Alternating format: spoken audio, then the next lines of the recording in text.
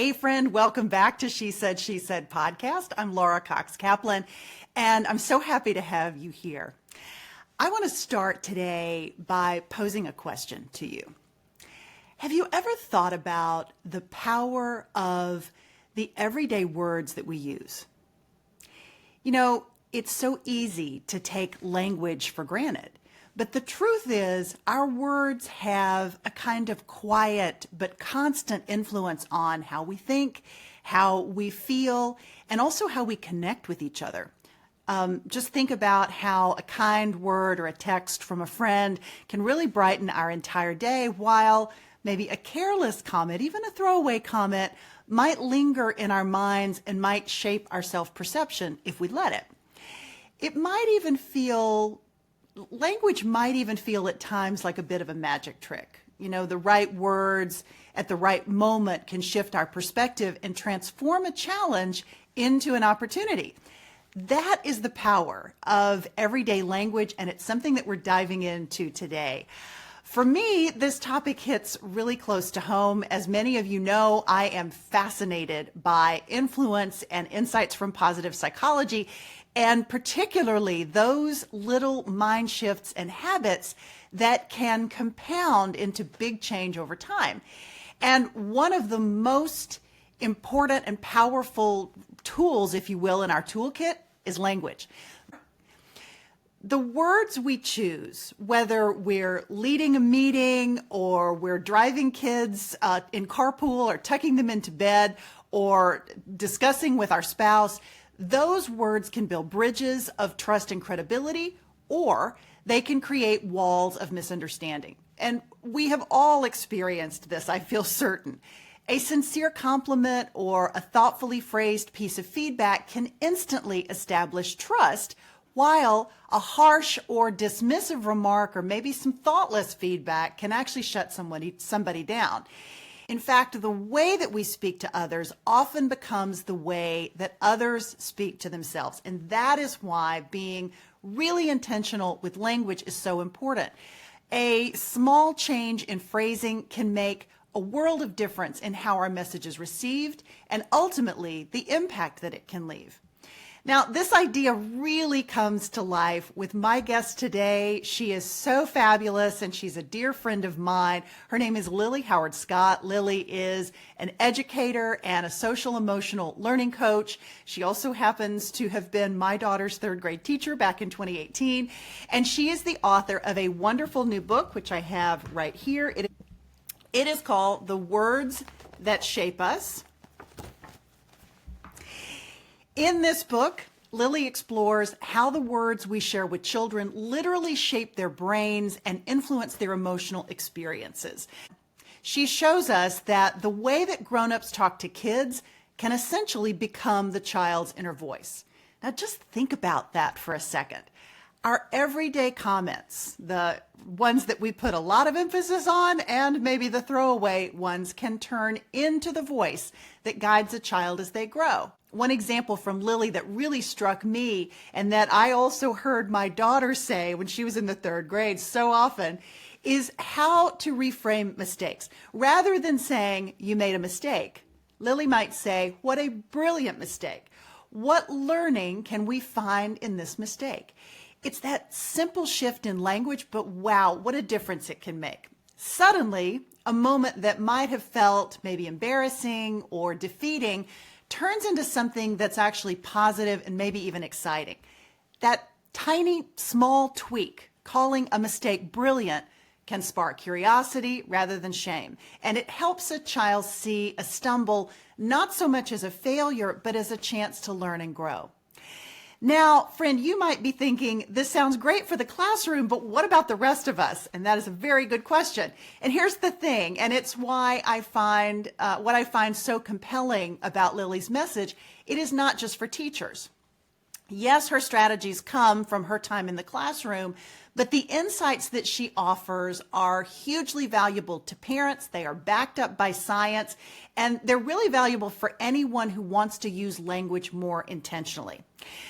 Intentional language isn't limited to school. It can strengthen our families, our workplaces, and our communities. And let's face it, friends, there has never been a more important time to focus on a topic like this. So whether you're a mom, a dad, a mentor, a leader, or just a friend who wants to uplift others, this conversation is for you, and I am so excited to have Lily Howard Scott with me today to share her wisdom on how language brings out the best in others and in ourselves. It's going to be a warm, insightful, thoughtful chat about how a little more thoughtfulness in our words can build more trust, foster more growth, and maybe even change someone's life. So let's dive in. This is episode 337 with Lily Howard Scott. Enjoy. Lily, my friend, welcome to She Said, She Said. It's so wonderful to be here, Laura. Thank you for having me. Well, I am thrilled to have you. I love this book. I mean, I love you, obviously, and have known you since about 2018 when you were my daughter's third grade teacher. And I was so wowed and so inspired by the incredible job that you did and just a really interesting, I found, approach that you were taking to these students. You have since written this fabulous book, which I have right here. It's called The Words That Shape Us. It may be backwards for people, but I'll put a link in the show notes. But Lily, talk about why this book and how it came about.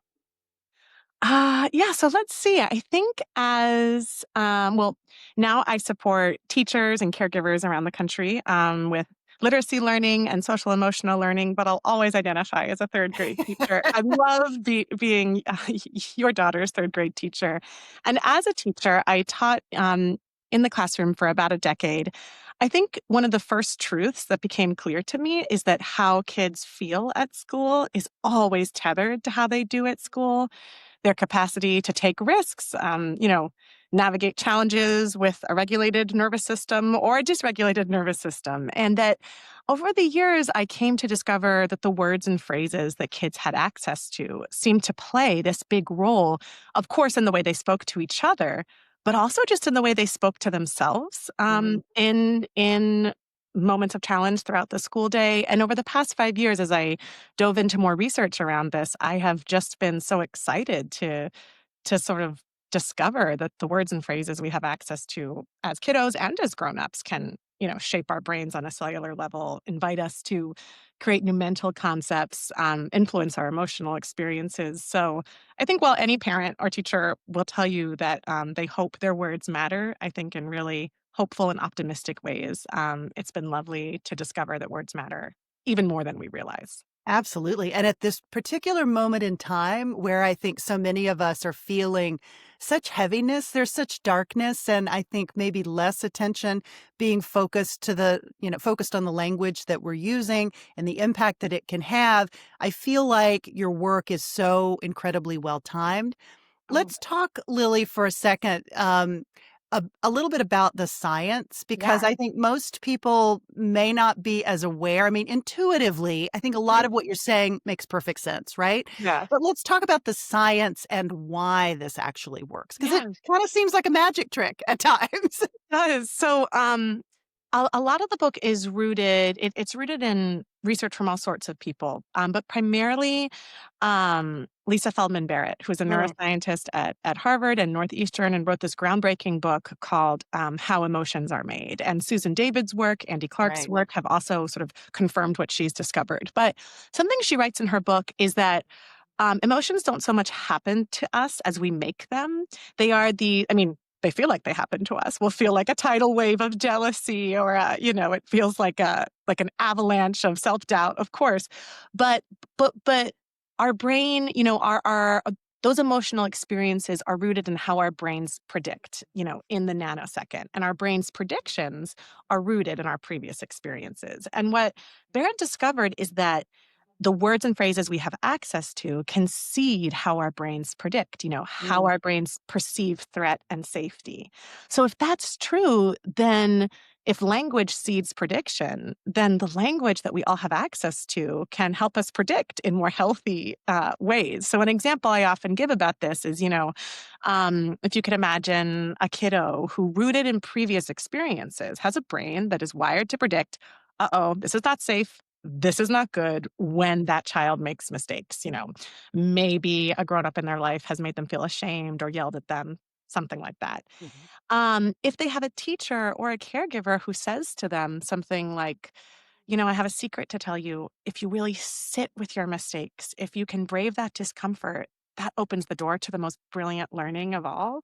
So Oh, I'm going to call your mistakes every time I see them. Oh, what a brilliant mistake. I bet you can sit with it. I bet you can find that learning, because the way we talk to kids becomes the way we talk to ourselves. If that child begins to use that language as self-talk, so they notice a mistake, and instead of feeling kind of like a jumpy stomach and clammy hands and, oh gosh, let me make sure nobody notices, they say, no, no, brilliant mistake. What can I find here? Barrett calls that an energized determination. It's like a oh, decision to sort of recategorize that experience, which in turn seeds that child's brain to predict differently, to remember, actually, I'm safe, I'm good.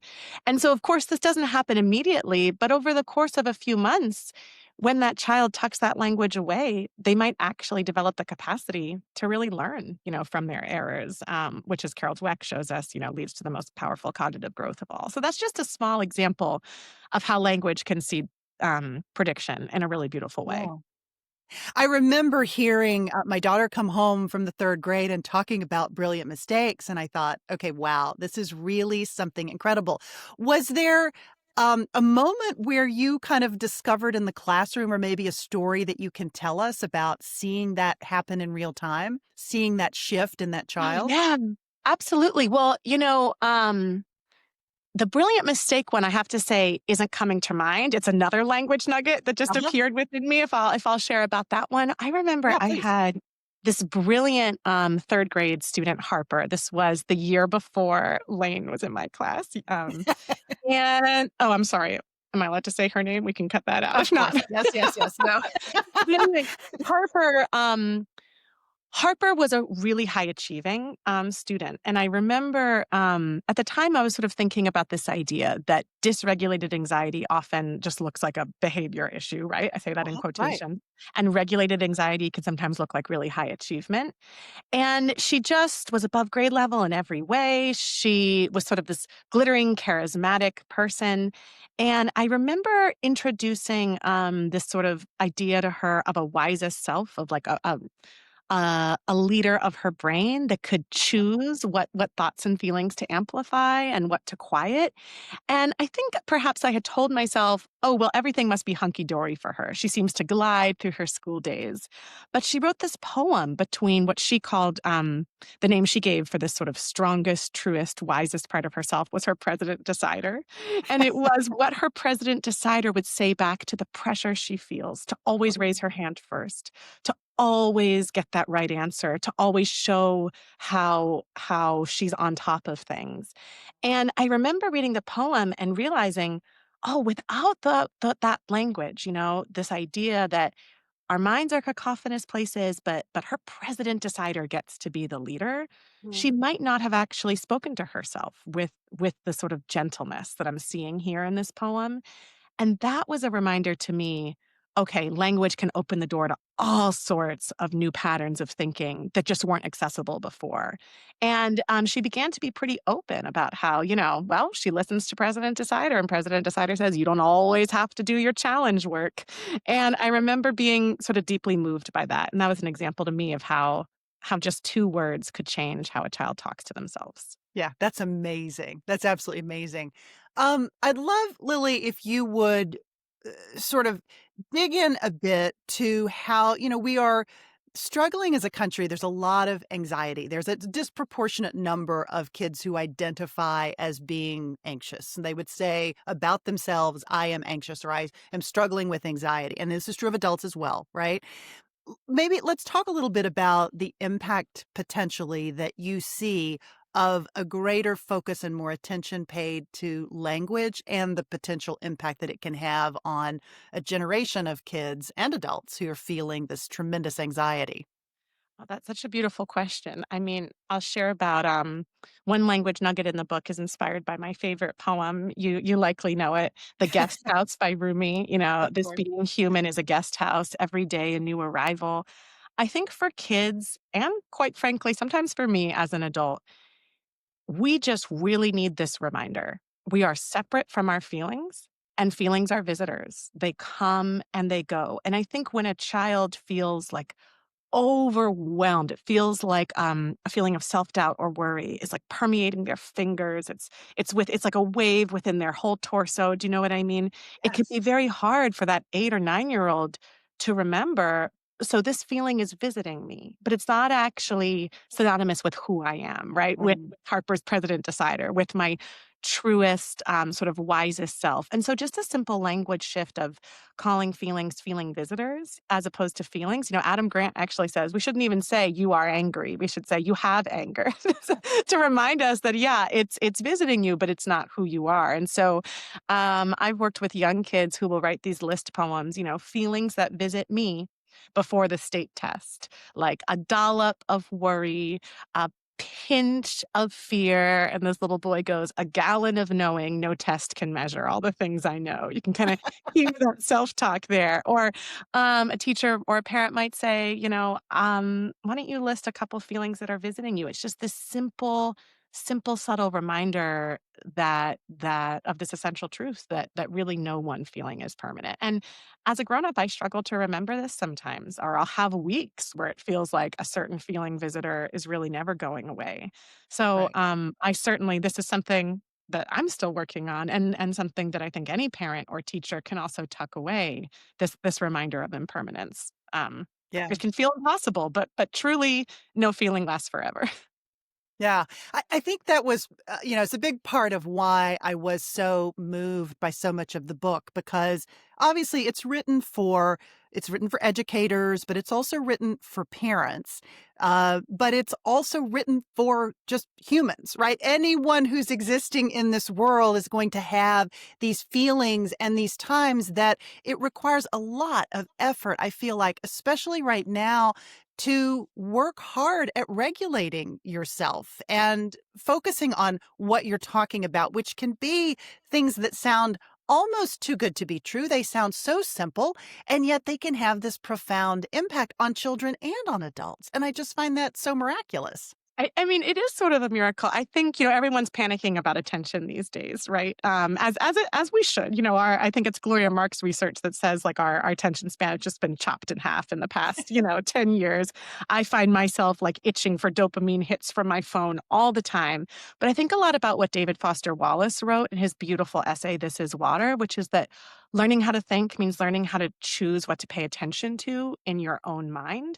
So, this idea that actually we can reclaim sort of where our thoughts go a little bit, we can reclaim what we choose to amplify within us, what we choose to quiet, and not only when it comes to managing the hard stuff, but also when it comes to just looking for beauty. I'd say the most idiosyncratic language offering in the book, but one that I found most useful is this idea of turning on your birder mindset. Like a birder Mm. just walks outside and looks for beauty. And you might not see a great horned owl, but if you look closely at a pigeon, you will find beauty in that, purpley, blue, green, shimmery part of the neck. And the idea of like moving through your days trying to be awake to what is a micro moment that is funny or gorgeous or strange to me, we really kind of find what we look for. And when I'm when I'm having a hard day, I try to remind myself, turn on my birder mindset, turn on my birder mindset, and I'll notice that my toddler has like two new freckles that I didn't see, or I'll overhear something in line that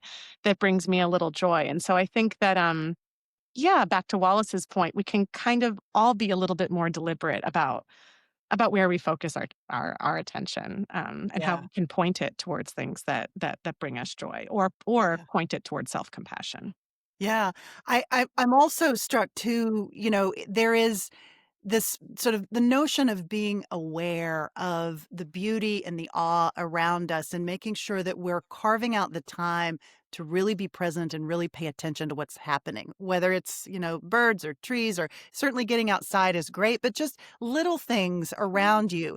And then I think the sort of maybe adjacent to that is also this idea of gratitude. Talk a little bit, Lily, about where gratitude fits into this and sort of how you think about that combined with this very intentional language.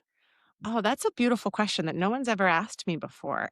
It's funny. I think that gratitude in this moment, for whatever reason, can have a little stigma to it. I'm not sure where it comes Mm, from. Maybe it's interesting. because people have heard about, make a gratitude list, et cetera, for too long. But I think that the reason why people keep talking about gratitude is because it really works. And the idea of being awake enough to your own inner life and to your surroundings to not you know to not ignore these small flickers of beauty around you that make you feel just a little dollop of gratitude, that is self-compassion, that is self-care. I think sometimes Right. people think, well, I already know what I'm grateful for. Yes, I know I have a roof over my head, I know I have X, Y, and Z, but what I'm talking about is a little bit more subtle, that when you really, Ross Gay says this, the more you search for delight, the more delight you find. That Mm, when you, for instance, say to your child, okay, we're walking to the deli. I know you've said you're bored, but we're both going to turn on our burner mindsets and we're going to keep what we notice a secret. And when we get there, let's just share something that delighted us or something that we wondered about. That in a way is practicing gratitude. You're grateful for this miracle that you happen to be on this planet at the same time noticing the world around you. So it's funny. I mean, have you noticed that about gratitude? That there seems to be, I don't know what the word is, a sort of gauzy tint to it of, yeah, yeah, I know, but yeah. really always an important place to return to. Yeah, absolutely. And to your point about the fact that it accumulates, it sort of goes back to is it Barbara Friedrichsen's research about broaden and build? I think maybe you talk about that in the Yeah, book. I'm not yeah. sure. I reference it. But yeah, I think again, it's back to this idea of attention that if we can fill our brains and our hearts with more micro moments of gratitude, of course we'll move through our days feeling more light and feeling a little bit better. Yeah, yeah. There's so much research to ultimately support that and just to give you that boost, to just remind you of all the things that you have to be grateful for, including, oftentimes when I have become fairly religious about my gratitude list. And of course, it's incorporated in my prayers, but I actually am physically writing down at least three things. And generally, it ends up being more like five or 10 things. And it's micro things like, a great cup of coffee or but oftentimes I find that it's the thing that didn't happen, the bad thing that didn't happen, the accident that didn't happen, or the near miss, or the problem that didn't occur, or whatever that happens to Mhm. be. And I find that practice at the end of the day has a real calming effect. And then I feel better going to sleep, and then I feel better waking up in the morning. And it's such a small thing. It's hard to believe that it really can have that impact. Yeah. But And you do I'm this finding that every and the night? I love this. I try to. Yeah, I mean, I certainly do it in my prayers, but I think really the magic happens when you physically are writing these things down. That you get a pen and paper, not do it on your phone. You really should do it with a pen and paper and write down. And so I'm religious about my notebook, and on the flip, I have the day, what I'm doing Yeah. that day. And then on the flip side of that, I've got the grats. And on the the grats, I'm listing those things for that day. Also, So it what a works for me. beautiful way for you to just keep track of what happened. You know what I mean? I mean, you can look back 6 months, ago, I'm sure, and sort of memories are jogged. And what you were saying about the writing reminds me of something Andy Clark says, the cognitive scientist, that it's almost as if thinking happens like in between our head and our pencil, or that thinking happens in between our head and language. That what makes our brains remarkable as human beings is the way we can use tools. And once you start writing with a pencil, I've noticed, and I feel this a bit on the computer too, ideas come to me that simply would not have come to me if I was sitting on my sofa thinking, okay, Right. what's something I feel grateful for? And my husband and I do something similar at the end of the day, because so much of raising young kids is exhausting, right? Or you're sort of trudging through the quagmire of like logistical management. And inspired by Glennon Doyle, we'll turn to each other and say, okay, what was like, were there two or three kairos moments? A kairos moment is, it's like a moment of transcendence that kind of pierces the all the other stuff that was hard about the day.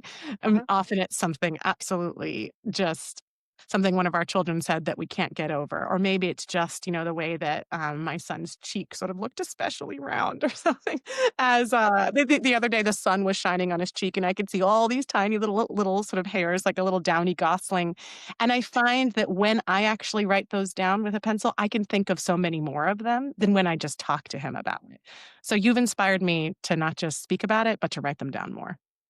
Yeah, it's a great practice. It's funny. I was in synagogue yesterday with the High Holy Days, and I had been doing this practice, and I did a program in positive psychology over the course of the last 6 months, and this was one of the techniques that they talk about. And there's a lot of research that bears this out. And the rabbi talked about the gratitude list in the sermon, and I'm like, hey, here again is God like speaking to me, saying, "Okay, this is a good thing you're doing. This is really helpful." At Yeah. least I'm going to read it that way. Totally, and sometimes, I think it's Stephen Sondheim who's like, "There are no new ideas, but they're just new to us. They're new ways to deliver them." And I think this idea is such a good one. That's why it's been around for, thousands of years. So we should Yeah. keep leaning into it. And we'll I keep love hearing the that. idea from different people in different ways. And yeah, it's always worth leaning into gratitude. Yeah, yeah, it's really beautiful. We talked about brilliant mistakes, and we talked about how that can really shift a mindset. Let's talk about the impact that it has on maybe problem solving and risk taking, whether it's kids or adults, and maybe the impact that you see there as well. Oh, sure. I mean, I think that Um, when we make a mistake, we always sort of have a choice. And again, for most of us, it doesn't feel so much like a choice because it's rooted in our previous experiences, likely as kids. I mean, I will say, Laura, one surprise of the research I was able to do over the past couple of years is just how childhood always stays with us in ways that are enduring and mysterious. But when we feel that pang of shame or that urge to sort of not look at the mistake, that the consequences are pretty big, that cognitive growth doesn't happen by simply noticing a mistake. It happens when you actually have the capacity to sit with it, like truly investigate it. Mm, That's when the neural pathways form. That's when the synapse fires. It's you've got to have the capacity to sort of endure hanging out with that mistake for a while. So I think whether it's perhaps a moment in which we hurt somebody who we love, or a moment in which we didn't communicate something in the way that we hope to, or maybe sort of just more literally a big old mistake. No matter where you are, if you're a kiddo, if you're a parent, I make mistakes all the time as a parent. If you're running an organization, just having the strength to sit with it, to name it, and then to follow up and go repair with yeah. the other people who perhaps might have been um, affected by that mistake. Something I've really been thinking a lot about when it comes to mistakes, in terms of people just wounding each other emotionally, is the power of that repair. That when you have the strength to sort of not gaslight somebody and say, "Hey, actually, the way that I behaved, I can really see how that might have affected you in this way," that you are sort of rewriting the story of that hard moment with that other person, that their memory of what happened shifts when we have the strength to go back and try to repair. And of course, Dr. Becky Kennedy talks a lot about that. But um, I think that's just worth taking away, that mistakes can happen in all sorts of realms, and the capacity to sit with them and to go try to repair them is such a beautiful thing for all parties involved. Yeah. It's a beautiful thing when, a person recognizes the error of his or her ways and they go about to repair that relationship or to right that wrong. But what about in those circumstances where you have a child that feels that they're being bullied, that he or she is being bullied, that there's something bad happening, but it is a difficult problem to stop or fix or get to the bottom of. Talk about how Hmm. to guide that child to deal with the emotion when the fix is something that's harder to achieve or maybe impossible. Does that make sense? Absolutely.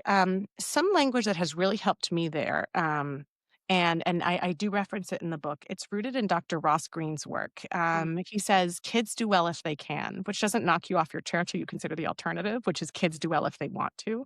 mm, And so the idea, I think something that can be really empowering to a kid who's feeling hurt by another child is to remind them as much as you can, this hurt that you're feeling is very real. And also that child is struggling. in a way that may be hard to name or hard to wrap words around, but they have a lagging skill or Mm, an unmet need or a problem that is resulting in this behavior that is deeply hurtful. mm, But I want you to know that it's not about you. And the more that you can try to reframe for that child, different things are hard for different people. I mean, we don't have the skills and the support to really name and wrap our minds around and get some support around what's hard for us. It will manifest in behavior that can be really cruel.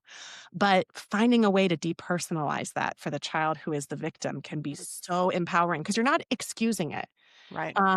But you're saying this behavior is actually not personal. It is rooted in a hard thing.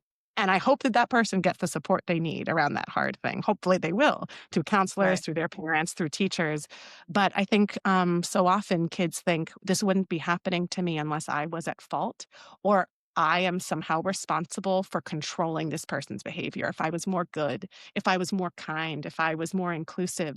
And of course, that illusion of control is shattered for all of us at some point in our life. But I think it's pretty helpful to tell an 8-year-old, you actually aren't responsible for that person's choices. You're not powerful enough to fix them and know that this is rooted in their own struggle, their own hard thing.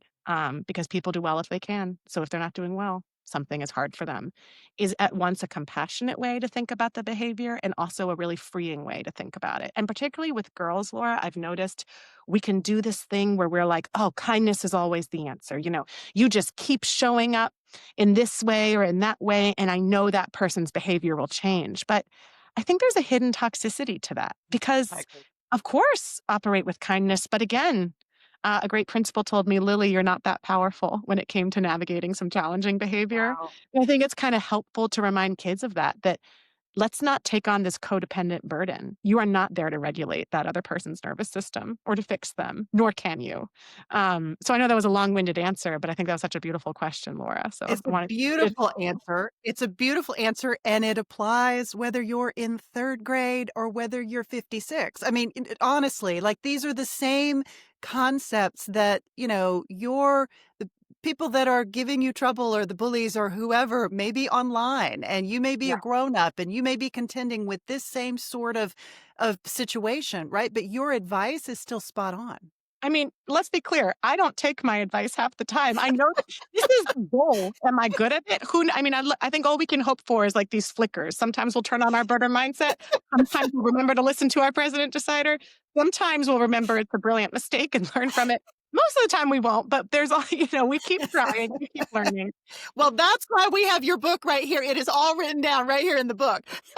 What I'm working on in particular is a message I got a lot, Laura, was that I was powerful enough to change Mm, others' behavior with kindness, with goodness. And it has been the learning of the past 6 or 7 years for me to realize no, that person has a hard thing that's all their own, that they're yeah. going to figure out on their own time. So, yes, just to echo what you said, this is all of our work, and we can keep engaging in the self talk that we know is good for us, while also being gentle on ourselves on the days when we take everything personally or try Yeah. to fix everybody else's problems. Absolutely. Absolutely. No, I I love that you said that, and I think, it's such an important message about the fact that when we struggle with these things, they don't leave us. It's something that you're probably always gonna struggle with, and it's all Yeah. the more reason why having really good tools at your disposal isn't gonna eliminate the problem forever. It's gonna help you deal with it so that when it pops up in a big way, you've got these tools that you Yeah. can draw from for you, for your child, whoever is listening that might benefit from this. Yeah. To that end, I'm sure that I've got, moms, people listening thinking, oh my gosh, I would love to have this in my school. I would love to expose, my child's teacher to this, or I would love to know more. Maybe talk a little bit about how people might be able to work with you and maybe other programs that you have underway to kind of help spread the word about the power of language. That's such a kind question. So I have a website, I suppose, lilyhowardscott.com, and it's been so lovely because a lot of schools have chosen the book as a full faculty read. And Mm, then I come and support uh, the teachers and parents in that way. Actually, at the school where I taught, where I got to know you, I'll be working with the whole faculty and all the Oh, parents in oh, that's April, which is so special. wonderful. Oh, how Um, great. Congratulations. and That's terrific. yeah, and what's been really lovely is when parents, when there's a moment to connect with parents separately, often it's an evening talk or workshop, and then with teachers separately. Yeah. Of course, you can get the book on Amazon. It feels like such a miracle to me that you can order it and it appears tomorrow. I still don't understand it. My son has a lot of questions about it, all the hands it goes through, et cetera. It's really a marvel. We turn on our birder mindsets as we consider the miracle of I don't know, getting a book into somebody's hands in Ohio in 24 hours. But and then of course you can reach out to me via the website as well. But I think to be clear, I guess I should say all of these language suggestions are exactly that. They really are suggestions. They're not a script. As a teacher and a parent, I bristle when somebody says, "Oh, say it that way." And sometimes the language that's right for you is sort of right out of reach, and then you reach that phrase once you see somebody else's contribution. Like my student Harper said, "Oh, I want to call that wisest part of myself my president decider. I don't want to call it my wisest self." And you say, "Okay, great." And that the book is an offering in that way, that I hope that parents and teachers will adapt the language that they discover and really make it work for them. I love that. I absolutely love that. There's another question as you were just speaking that I failed to ask you earlier that I think is a really important one is that, sometimes with our best intentions as parents and as educators, we can offer up encouragement or we think it's encouragement and it can be counterproductive. Things like Mhm. telling a child to try hard. So I'd Oh, love for yeah. you to maybe, before I let you go, maybe talk a little bit about how sometimes our best intentions can be counterproductive in terms of the language that we use. Yeah. Well, I've been thinking a lot about this because there's a certain high achieving person in my life who I'm married to, my husband, who And he's was wonderful. We really, we love him. yeah, was very much lauded in school, for his tremendous effort, his exceptional achievement, and all this stuff. And Yeah. it's funny, it's actually there's a lot of research that reveals that often it's those sort of glittering high achievers that can sometimes have a shaky sense of inherent self-worth because they feel like love and affirmation is just really linked to how they do, not for just them being precisely who they are. And so sometimes language around, of course we want to tell our kids that they're smart. Of course we want to tell them that we believe in them. But paradoxically, language that just sort of reminds kids just as you are, outside of the way you achieve, you are this magnificent, delightful, worthy person. So trying to wrap words around compliments that are connected to your kids' idiosyncrasies, to the things that are just uniquely them. If you have a really glittering high achiever, um, really in ways that they're different from you. Perhaps you're an athlete and they're not at all. Celebrating that I think it's sometimes these kids who seem so darn perfect who actually feel like that perfection is something, if they let go of it, if they stop trying hard for a moment, they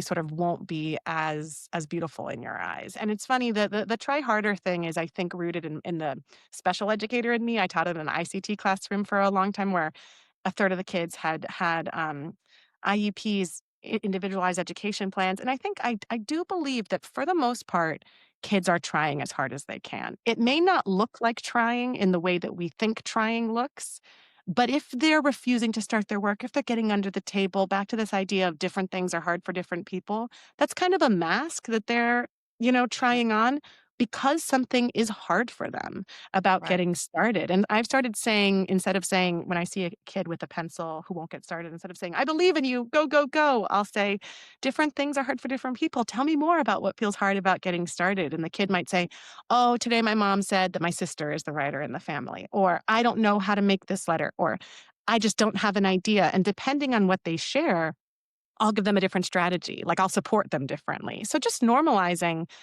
this like premise of goodness. I believe you're trying as hard as you can. Now let's get underneath that behavior and figure out what the lagging skill is or what the problem is. Then I can Yeah. actually help you as opposed to just trying to motivate you. Does that make sense? It makes perfect sense, and it's just such a smart way of thinking about that because I'm reflecting on both my own children, but also other children that I've interacted with and how you see those behaviors and you don't quite know. I mean, many people are not well equipped to know how to do that or even have had that sort of epiphany of what you just said to really reach that child, meet them where they are, right? Somebody told me that as it relates to somebody that I was having challenges with, and it was the advice was meet them where they are, not where you are. Not where you want them to be, but where they actually are. And I think that's true of children, and I think that's probably true of adults as Well, well. that's such a beautiful point because here's the other thing about parenthood, and it can happen in teachers too, is that there can be this blurring of personhood. Like, Mm, I love what Andrew Solomon says about this in his book Far from the Tree, that we shouldn't call it reproduction. This idea, like, oh, our kids are copies of us. We should call it production. That I love that. children are these like mysterious, alien, wondrous creatures who, let's be clear, are not extensions of us. But when we feel like our kids should reflect our own glitter in some way, or that their ability to get, the fact that they're getting on the table and not doing the writing and everybody else was, that reflects on us as parents, that's when we lean into behaviors, and I've done it too, that do not reflect our wisest selves, where we put a ton of pressure on them, or we might even shame them in their hardest moments. But when we can just remember, actually, as you said, I'm going to meet you where you are because radically you are not me. Yeah. And as a teacher, I felt the pressure like, oh, I want to have the class where everybody, makes quote unquote good choices or is quote unquote high achieving. But no, again, I'm not that powerful. You are not me. And I'm going to release you to struggle in the ways that you struggle and to not get my stuff all up in that area. Then I can actually help you. Then I'm not panicking because I feel that you're reflecting something about me that I don't like. And so I'll often repeat to myself, as a parent, Khalil Gibran's line, your children are not your children. They come through you, but not from you. And though they are with you, they belong not to you. And it sort of works for teachers too. Like, your students are not your students. They're just their own wonderful people who you're spending the days with. And the more we can create that beautiful separation between our own sense of our own self worth and their struggles, I think we can help them with more regulation and more open, just with a more open heart, and with more compassion. Yeah. Oh, I love that. Lily, before I let you go, maybe talk for just a minute about what producing this book and spending time talking about these concepts has ultimately meant to you, and any changes that you've seen shift as a result of Yeah. continuing to do this work and really sharing it with more people. One surprise has been, I think, while I always have known that childhood really matters, when I read Dr. Bruce Perry's, he wrote a beautiful book with the inimitable Oprah Winfrey, "What Happened to You?" The more that I read about early childhood, the more I realized that, like, those first, it's 0 to 8, but really, if we're honest, 0 to 5, the language we hear and the care we receive can form the blueprints that can determine our thoughts and actions for the rest of my life. That really stuck with me. Just the importance of this sacred time as kids draw conclusions about themselves and their ability, and as their, amygdala learns to process stress, right? And as their prefrontal cortex develops, just that childhood matters so much in terms of how we think and behave later. And yet, ironically, we often think of early childhood or middle childhood as like the stuff before the important stuff. Do you know what I mean? When Uh-huh, really it sure. just is the thing. Like, it's not the thing to get ready for the pressurized high school. It just is the thing. And the rest of your Right. life will be an adaptation to it. So that's an idea that really I've been carrying with me and thinking a lot about. And then I guess the second idea is that this idea of measurement, because I think there's so much. I know you encounter this, I'm sure, this idea of how can we show that something happened? How can we show that kids learned? But Jerry Mueller says in The Tyranny of Metrics, like, much that is unimportant can be measured, and much that is important cannot be measured. And Mm, something I've been thinking a lot about is, like, you offer this language and the kid may never use it in your presence. Like, you may never know if they've tucked it away and use it as self-talk. But 15 years from now, in a really hard moment, a kid may sort of look at a mistake with a little bit more self-compassion, or like remember that they have a wisest self that they can rely on, that can help them do the hard but kind thing when nobody else is. And that the language may reappear in ways you'll never see, but in ways that are really beautiful. And so I've been trying to really be at peace with that in a way the adult who offered that language is kind of a part of those moments, even if he or she may never see them. Yeah. Oh, that's a perfect place to end. Lily, grateful for your time, grateful for you. It was wonderful to see you today. Thank you so much. It was wonderful to talk. Thank you so much, Laura, for having me on. I really enjoyed this. Oh, my pleasure.